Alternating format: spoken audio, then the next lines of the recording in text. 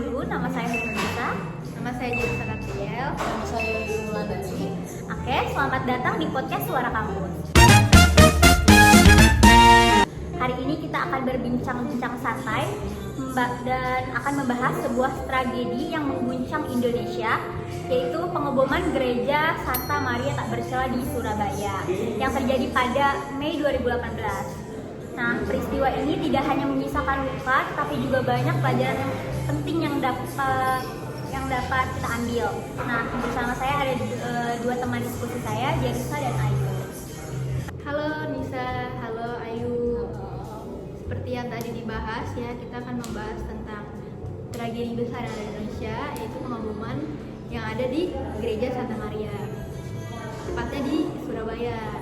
Topik ini sangat berat ya, penting juga kita bahas bareng-bareng supaya kita tahu kenapa sih bisa terjadi. Bener gak Ayu? Iya, benar banget nih. Aku sendiri sih excited banget ya buat ngebahasnya, karena biasanya kejadian intoleransi beragama itu banyak banget terjadi di lingkungan kita tanpa kita sadari. Jadi biar kalian semua juga pada sadar dan kita juga bisa aware sama kejadian itu. Setuju, kita semua tahu kejadian ini sangat menyedihkan, tapi penting banget untuk kita angkat kembali supaya kita bisa belajar. Nah, sebelum kita membahas topik ini lebih lanjut, kita simak dulu berita mengenai pengeboman di Surabaya. Serangan bom bunuh diri di 3 titik gereja di Surabaya berlangsung secara bersamaan. Ahmada Junaidi menjalani operasi akibat mengalami luka sangat serius dari wajah hingga kaki. Bom pertama meledak di gereja Santa Maria Tak Bercela di Jalan Ngagel Media Utara, Gubeng, Surabaya, pukul 7.30 waktu Indonesia Barat. Selang 5 menit kemudian, bom meledak di gereja Kristen Indonesia di Jalan Diponegoro. Lalu sekitar 5 menit kemudian, bom meledak di gereja Pantekosta Pusat di Jalan Arjuno. Dalam rekaman CCTV, pelaku bom pertama di gereja Santa Maria Tak Bercela diketahui 2 orang berboncengan menaiki motor. Ledakan terjadi saat motor hendak masuk gereja. Kedua terduga pelaku tersebut diketahui kakak beradik berinisial YF berusia 18 tahun dan FH berusia 16 tahun. Ledakan kedua yang terjadi di GKI di Jalan Diponegoro diduga dilakukan oleh wanita bercadar membawa 2 anak perempuan. Para pelaku diduga bernama Puji Kuswanti beserta 2 anak perempuannya berusia 12 dan 8 tahun. Ketiganya meledakkan diri di halaman gereja. Ledakan ketiga yang terjadi di gereja Pantekosta diduga dilakukan oleh Dita Upriarto. Ledakan terjadi di tempat parkir kendaraan dengan serangan bom bunuh diri menggunakan mobil. Sebelum melakukan aksinya, Dita mengantar istri dan 2 anaknya ke GKI. Menurut Kapolri Jenderal Tito Karnavian, seluruh terduga pelaku teror disinyalir telah masuk jaringan ISIS yang tergabung dalam Jamaah Ansarut Daulah atau JAD. Bahkan kepala keluarga terduga pelaku merupakan pimpinan jaringan JAD Surabaya, pengganti pimpinan sebelumnya yang telah ditangkap Densus 88. Dari ledakan di 3 titik tersebut, 15 orang meninggal dunia, terdiri dari 9 orang warga sipil dan 6 orang pelaku. Sementara 42 orang luka-luka.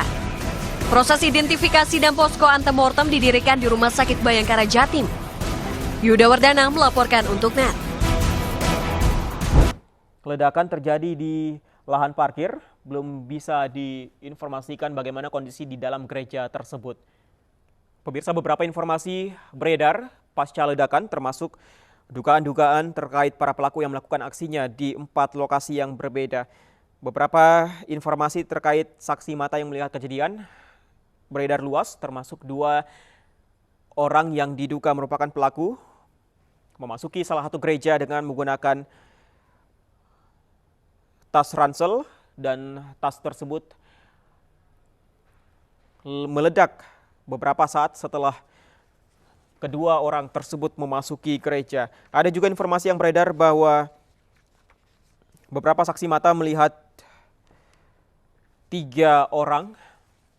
Namun sekali lagi pemirsa, informasi ini kita akan masih terus konfirmasi ke pihak-pihak terkait. Namun jika benar tentunya ini ada 3 wanita yang juga sempat dicegat oleh petugas keamanan sesaat sebelum ledakan terjadi di 4 lokasi yang berbeda tersebut. Namun sekali lagi informasi ini masih kami terus coba konfirmasi dari pihak-pihak terkait, karena saat ini pihak kepolisian masih terus melakukan proses pengamanan, sterilisasi maupun proses evakuasi baik untuk korban tewas maupun korban luka karena 3 korban tewas yang berada di lahan parkir sepeda motor di Jalan Diponegoro, tepatnya di depan gereja tersebut, masih berada di lahan parkir, masih menunggu petugas untuk dilakukan proses evakuasi termasuk proses identifikasi. Namun informasi yang kami dapatkan dari kontributor kami bahwa 3 dari korban tewas tersebut, 2 diantaranya merupakan wanita dan 1 orang pria.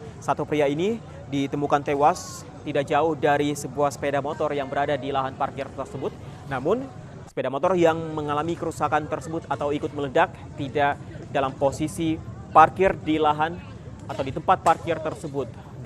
Dugaan kuat bahwa ini merupakan pelaku pengeboman yang menggunakan sepeda motor dan memasuki kawasan gereja tersebut.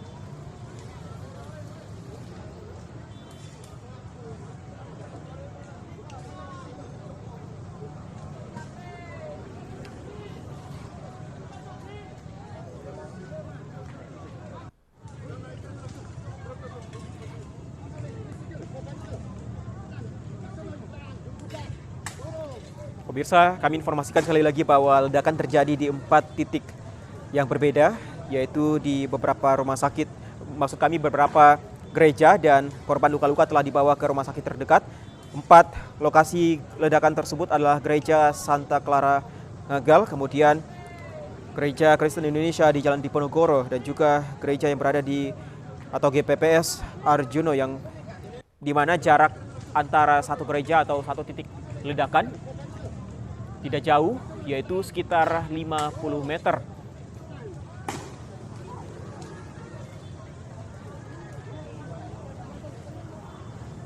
Saat ini kepolisian atau petugas masih terus melakukan proses evakuasi dan juga proses sterilisasi di 4 titik yang berbeda tersebut. Tidak hanya gereja tentunya, di kawasan atau di lokasi ledakan juga terdapat bangunan-bangunan lain yang juga bisa dikatakan sebagai pusat keramaian karena di sana ada sebuah hotel, kemudian juga ada beberapa dealer kendaraan. Meskipun hari libur atau akhir pekan, tentunya ini juga menjadi pusat keramaian atau pusat aktivitas warga.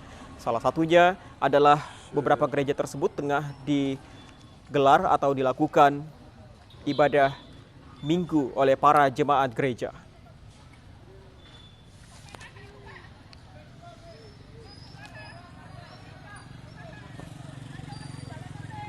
Gambar yang Anda saksikan saat ini adalah beberapa saat setelah ledakan terjadi, di mana petugas kepolisian melakukan sterilisasi di lokasi.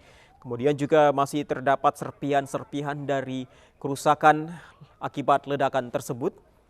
Termasuk juga beberapa menit yang lalu masih ada 3 jenazah yang belum dievakuasi di lahan parkir di depan gereja di Jalan Diponegoro, Surabaya, Jawa Timur.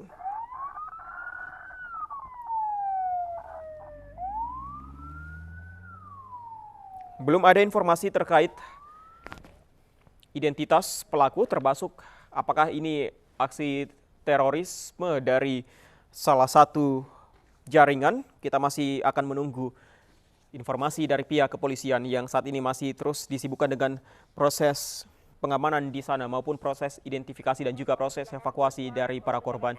Beberapa informasi terakhir bahwa belasan korban luka juga terdapat di sana, namun telah dibawa ke rumah sakit di sekitar lokasi kejadian. Pihak kepolisian juga saat ini masih terus waspada karena kemungkinan besar adanya ledakan lain ataupun bom yang masih aktif. Masih terus dilakukan pemantauan di lokasi kejadian atau di beberapa gereja yang berada di kawasan tersebut. Setelah kita simak video tersebut, menurut Kak Ayu, bagaimana sih peristiwa tersebut bisa terjadi? Oke, jadi sebelumnya di sini aku mau disclaimer dulu nih. Di sini tuh aku dapat data-data ya dari internet yang udah aku cari-cari nih. Udah aku baca-baca sebelumnya. Jadi peristiwa ini tuh terjadinya pada Minggu pagi 13 Mei 2018. Nah, di sini tuh ada 3 gereja yang diserang tuh secara bersamaan di Surabaya.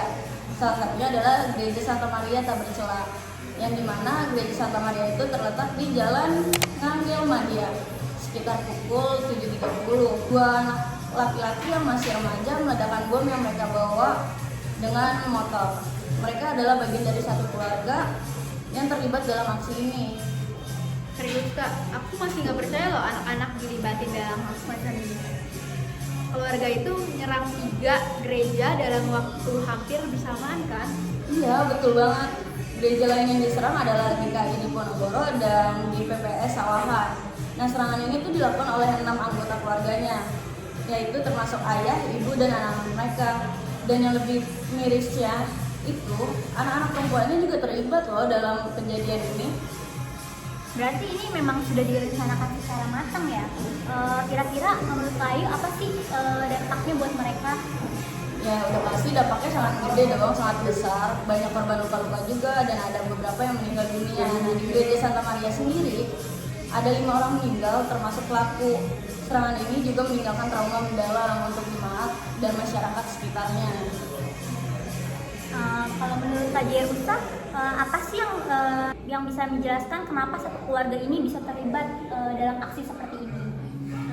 Menurut dari sisi psikologi, ini erat kaitannya dengan proses radikalisasi.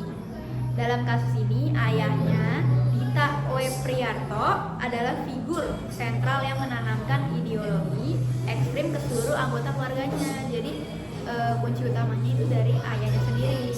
Anak-anak ini nggak punya pilihan lain selain mengikuti karena mereka tumbuh dalam lingkungan itu. Selain itu, propaganda ekstremis dari media sosial juga memperkuat keyakinan mereka. Tapi kenapa ya Kak, keluarga jadi alat untuk aksi semacam ini? Bukannya biasanya pelaku itu individu? Nah, ini bisa dinamakan family-based radicalization.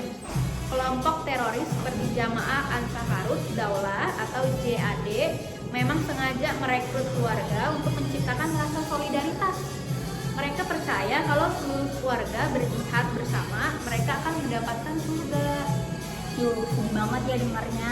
Anak-anak yang seharusnya punya masa depan yang cerah malah direnggut seperti itu. Kalau menurut Kak Ayu, bagaimana sih masyarakat memandang tragedi ini?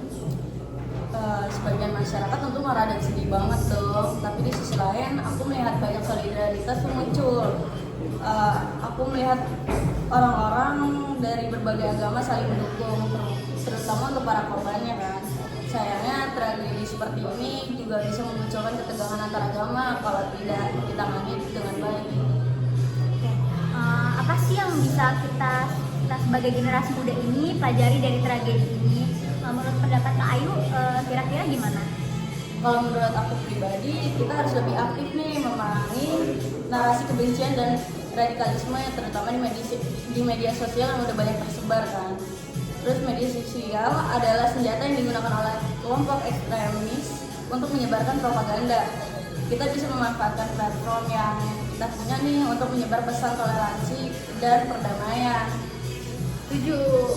Selain itu, edukasi tentang keberagaman dan toleransi harus dimulai dari lingkungan kecil, seperti keluarga dan sekolah. Kalau kita tumbuh dengan menghormati perbedaan, kita nggak akan mudah tuh terpengaruh sama ideologi yang mengajarkan kebencian. Berarti kita punya tanggung jawab yang besar ya sebagai seorang individu dan maupun komunitas. Iya, apalagi kita hidup di negara yang plural seperti Indonesia kan. Jangan sampai tragedi seperti ini terulang kembali hanya karena kita abai terhadap perbedaan. Setuju. Menurut Jerusa Ayu, kalau kalian bisa menyampaikan pesan untuk para pendengar podcast kita, apa yang ingin kalian sampaikan? Kalau dari aku sih jangan pernah lelah untuk membangun perdamaian. Mulai dari hal kecil seperti menghargai perbedaan di sekitar kita. Karena radikalisme itu tidak muncul begitu saja. Kalau kita peka dan peduli, kita bisa mencegahnya. Kalau dari aku, mari kita lawan narasi kebencian dengan pesan-pesan positif. Kita juga harus terus belajar nih dan meningkatkan pemahaman tentang keberagaman. Jangan sampai ketidaktahuan kita dimanfaatkan oleh pihak yang punya niat buruk. Oke, aku setuju banget. Terima kasih Kak Ayu dan Kak Jerusa atas perspektifnya dan insight-nya hari ini. Semoga obrolan kita hari ini menjadi refleksi untuk kita semua dan untuk para pendengar. Mari kita terus jaga keberagaman dan kedamaian di Indonesia. Sampai jumpa di episode berikutnya. Terima kasih.